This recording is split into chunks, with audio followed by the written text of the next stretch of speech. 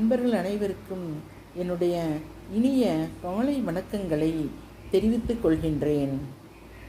நான் மன அழுத்தத்தில் இருக்கின்றேன் என்று சொல்கின்றோமே, அந்த மன அழுத்தம் எவ்வாறு உருவாகின்றது, எதனால் உருவாகின்றது என்பதை அறிஞர் ஜென் என்பவர் இவ்வாறு குறிப்பிடுகின்றார். அதாவது நம் நிகழ்வுகளையும் சூழ்நிலைகளையும் நீங்கள் நிகழ்வுகளையும் சூழ்நிலைகளையும் உங்களோடு தொடர்புபடுத்தும் விதத்தில் இருந்துதான் மன அழுத்தம் உருவாகிறது என்று அறிஞர் ஜென் அவர்கள் குறிப்பிட்டுள்ளார்கள்.